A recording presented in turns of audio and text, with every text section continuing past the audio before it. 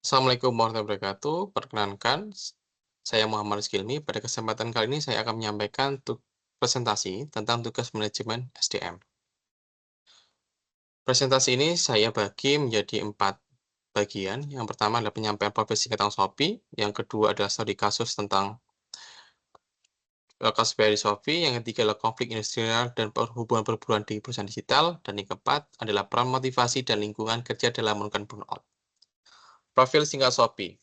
Shopee adalah platform e-commerce yang dikembangkan oleh Sea Group, salah satu perusahaan teknologi yang terkemuka di Asia Tenggara.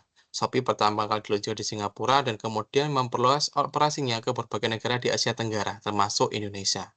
Adapun modal bisnis yang digunakan Shopee mengadopsi bisnis marketplace yang menghubungkan penjual dan pembeli melalui platform digital. Dan fitur yang ramah pengguna dan berbagai promosi yang menarik, Shopee berhasil menarik perhatian pengguna di pasar regional termasuk Indonesia.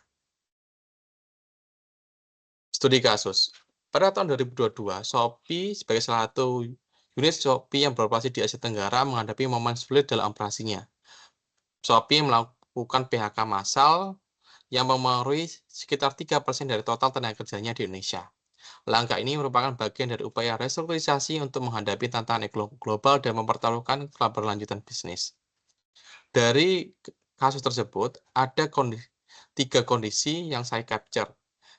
Yang pertama adalah skala PHK di Indonesia, bahwa Shopee telah memutuskan hubungan kerja dengan ratusan karyawan atau bahkan ribuan karyawan. Yang dimana menurut Kompas pada tahun 2022, PHK ini berdampak pada berbagai divisi, termasuk operasional dan layanan pelanggan. Meskipun jumlahnya terdampak terlihat kecil, secara persentase dampaknya besar bagi para karyawan yang terkena dampak secara emosional dan ekonomi. Yang kedua adalah alasan resmi PHK. Shopee menyebut langkah ini sebagai bagian dari efisiensi operasional dan adaptasi terhadap perubahan kondisi pasar. Dalam pernyataannya yang dikutip CNN Indonesia, perusahaan menyatakan bahwa keputusan tersebut diambil untuk memastikan keberlanjutan bisnis di tengah tantangan makroekonomi yang cukup berat. Dan yang ketiga adalah respon karyawan dan publik. Proses PHK Shopee di Indonesia menaiki kritik tajam. Beberapa karyawan mengaku tidak mendapatkan pemberitahuan yang memadai sebelumnya, serta merasa bahwa perusahaan kurang transparan dalam menjelaskan alasan PHK tersebut.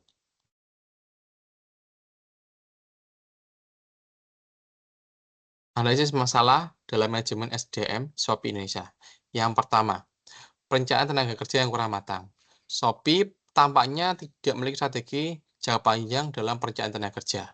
Padahal menurut teori Human Resource Planning, perencanaan tenaga kerja harus diselesaikan dengan proyeksi pertumbuhan bisnis dan risiko eksternal yang terjadi di masa depan.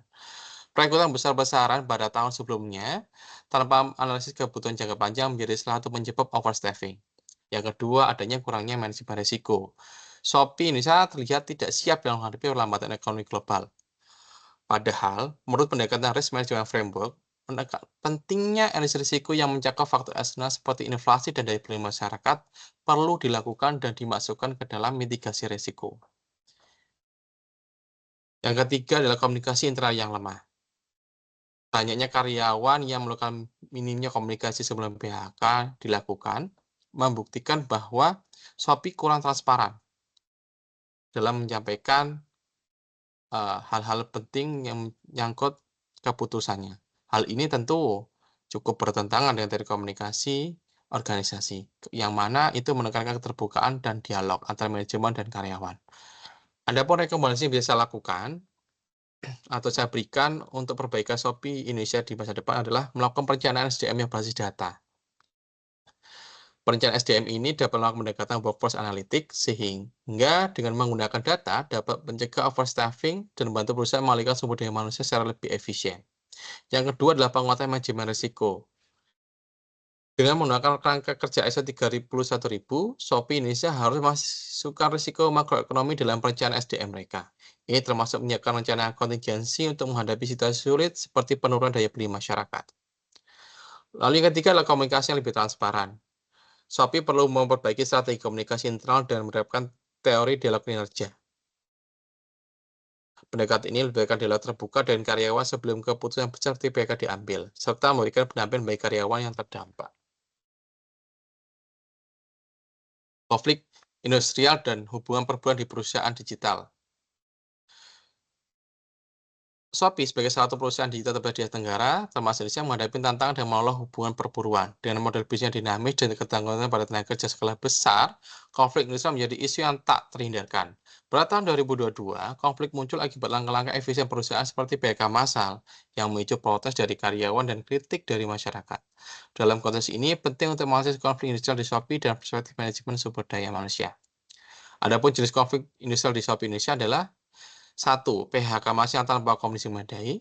Yang kedua, ada perbedaan persepsi tentang status hubungan kerja. Yang ketiga adalah kurangnya perlindungan karyawan.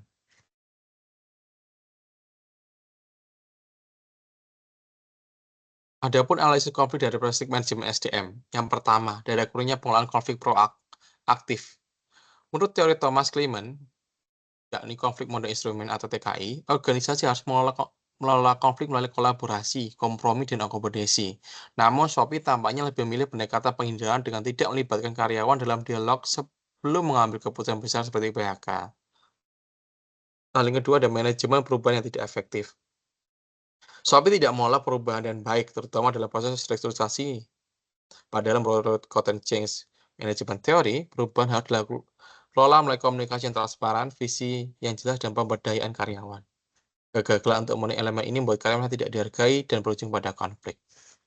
Yang ketiga adalah minimnya implementasi prinsip keadilan organisasi. Dalam kasus Shopee, karyawan yang terkena dampak merasa bahwa upaya dan realitas mereka tidak dihargai dengan pesangon atau dukungan yang layak.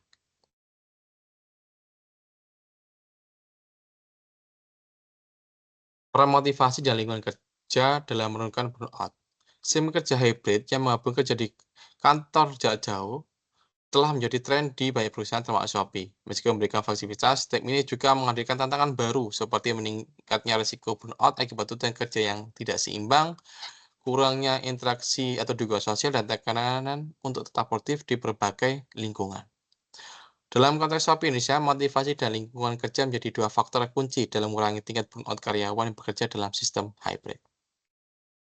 Adapun tantangan yang dihadapi oleh pekerja yang bekerja dengan sistem hybrid di Shopee adalah tekanan produktif yang tinggi, lalu ada kurangnya dukungan sosial dan tantangan manajemen waktu. Adapun peran motivasi yang dapat dilakukan dalam menurunkan burnout adalah satu, motivasi intrinsik. Menurut teori self-determination, motivasi intrinsik yang berasal dari rasa kepuasan pribadi dapat membantu karyawan menghadapi stres kerja. Shopee dapat memfasilitasi ini dengan memberikan tugas yang bermakna dan memberikan pengakuan terhadap pencapaian individu. Lalu yang kedua adalah motivasi intrinsik. Insentif finansial dan non-finansial seperti bonus kinerja atau penghargaan juga dapat meningkatkan semangat kerja karyawan. Berdasarkan studi Kompas Human Capital menunjukkan bahwa penghargaan langsung atas kontribusi karyawan secara signifikan dapat mengurangi risiko burnout. Dan yang terakhir adalah tujuan yang jelas. Karena memiliki tujuan kerja yang jelas lebih mampu mengelola stres dalam konteks Shopee. Manajemen perlu memastikan bahwa setiap anggota tim memahami peran mereka dalam mencapai target perusahaan. Peran lingkungan kerja dalam menurunkan burnout. Yang pertama adalah melakukan fleksibilitas yang mendukung. Lingkungan kerja yang hybrid efektif harus memberikan fleksibilitas kepada karyawan untuk menyesuaikan jadwal mereka. Dalam laporan Jakarta Post, perusahaan yang memberikan fleksibilitas waktu kerja menunjukkan penurunan signifikan dalam tingkat burnout. Yang kedua adalah fasilitas untuk mendukung produktivitas. Shopee dapat menyediakan alat kerja yang memadai seperti akses internet yang cepat, peralatan ekonomi, dan software kolaborasi untuk mendukung pekerjaan hybrid. Lalu ada budaya kerja yang mendukung keseimbangan hidup. Mungkin demikian pemaparan saya tentang tugas manajemen SDM. Terima kasih. Wassalamualaikum warahmatullahi wabarakatuh.